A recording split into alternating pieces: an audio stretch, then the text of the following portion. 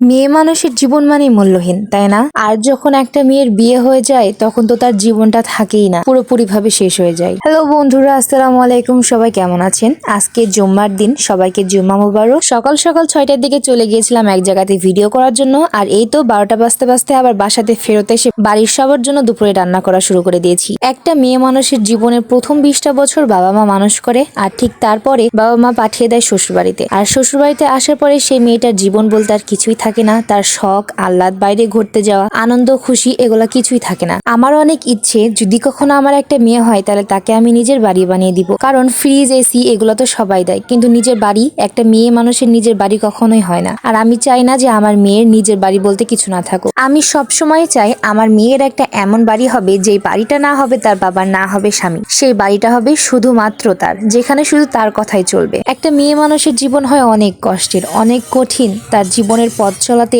এত পরিমাণের বাধা আসে যেটা কখনো কোনো পুরুষ মানুষের আসে না। আর যখন একটা মেয়ে মানুষের বিয়ে হয়ে যায় তখন তাকে একটা পুরো ফ্যামিলির দায়িত্ব নিতে হয়। ঠিক তেমনি আমিও আমার শ্বশুরবাড়ির পুরো দায়িত্ব নিয়েছি, তাই তো বাইরে একটু ঘুরতে গেলেও দুপুরবেলাতে ফেরতে আবার সবার জন্য রান্না শুরু করে দিয়েছি। আজকে দুপুরে আমি রান্না করেছি দেশি আলু দিয়ে পোলট্রি মুরগি ভুনা। এটা খেতে কিন্তু অনেক স্বাদ লাগে। আর এই তো আজকে দুপুরে রান্না আমার শেষ। তো আজকের এই ছোট্ট ভিডিওটা আমি এখানে শেষ করছি। সবাই নিশ্চয়ই খুব ভালো থাকবেন। আল্লাহ হাফিজ।